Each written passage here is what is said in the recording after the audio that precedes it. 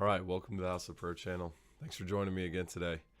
I want to delve into a topic that's extremely useful for every believer, and it shines light on the wisdom of building the house of prayer and just building a culture of prayer in your own life. And I just want to look at it from the perspective of, you call it a throne room perspective, or you could talk about encountering the beauty of God. In Matthew 6, Jesus says that we should pray, "Our Father who art in heaven, hallowed be thy name. Thy kingdom come, thy will be done on earth as it is in heaven." Now, there's so much in the Lord's Prayer. We know it's not a rote prayer that you should just repeat, but there are realities that he was expressing really concisely about the dynamics that were in his own prayer life, and that he wanted us to follow suit and encounter in ours. He has us direct our attention to the Father in heaven, and he has us pray on earth as it is in heaven. And I think that implies directly that there is available to every believer encounter with heaven, that we are able to pray on earth as it is in heaven because we direct our attention to the Father who is in heaven. Now, there's a mystery here that Paul talks about, that in Ephesians 1, that we've been predestined to the adoption of sons to our Father. And then in Ephesians 2, that we have been seated together in the heavenly places with Christ. Even in Hebrews 4, it talks about approaching the throne boldly for grace in our time of need.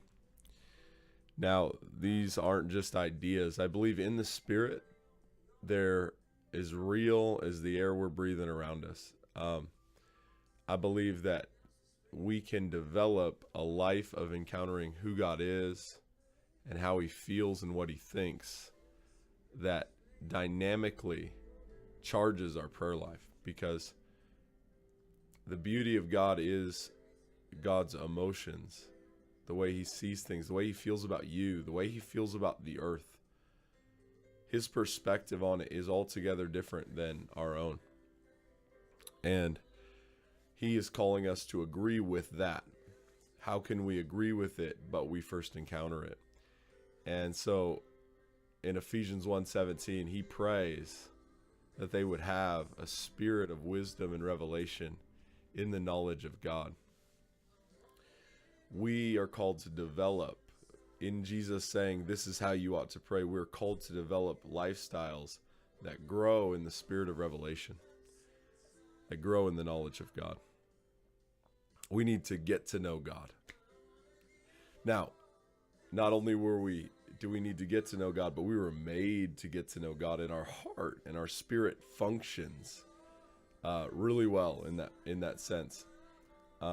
My example would be Psalm 45, David giving an account of what's going on in his own heart, his own life with God. He said in Psalm 45, verse 1, that his heart overflows with a good theme. He's writing these psalms, he's reciting compositions concerning this king that he's beholding. And he says his tongue is the pen of a ready writer. Speaking of Jesus, I believe he says, "You are fairer than the sons of men." And he's gaining a perspective of what Jesus thinks and feels and what he has to say, because he says, "Grace is poured upon your lips. Therefore God has blessed you." And then he goes on to begin to intercede. He says, "Gird your sword upon your side, O mighty one, and ride on and truth, mercy, and justice." All that saying, David's Psalms are from this place of encounter. And from the place of encounter, if you read on in Psalms, he prays a powerful prayer that the one who God has blessed forever, the one he's seated on the throne, would come and his kingdom would come. And David's got this overflowing desire for the kingdom to come because he's got this overflowing understanding of the perspective of God. He says, Grace is poured upon your lips. How does he know that unless he's heard the words of God? Why would he say you're fairer than the sons of man, except for that he sees Jesus and he says, there is no one like you. There's no one that thinks like you. There's no one that feels the way you do about me and about the earth. Would you come and enforce your kingdom on the earth? So really Psalm 45 and the Lord's Prayer in Matthew 6 are good to pair up together, even as an example of what Jesus was talking about. Jesus could have said, hey, this section of the Lord's Prayer, look at Psalm 45. David's doing it right there. Pray like him.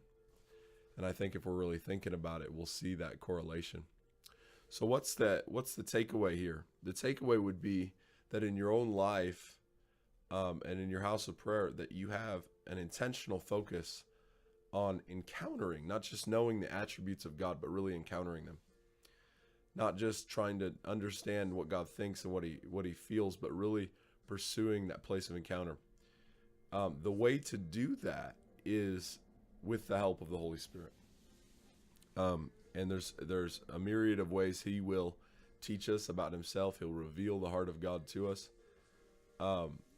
And my point isn't to get into those very much or to get into different attributes and aspects of the beauty of God, but more to paint a picture of its importance and centrality in the place of prayer. So the takeaway for anybody trying to grow a house of prayer or a life in prayer is focus on the beauty realm. Focus on the emotions and thoughts of God. Find them in the Bible, study them, get that language in your heart, and it will empower you to pray. It will give you an overflowing heart, and you will write songs, have anointed intercession, and your heart will be alive. So, just a brief introduction to the throne room and to the beauty of God in the place of prayer. Thank you.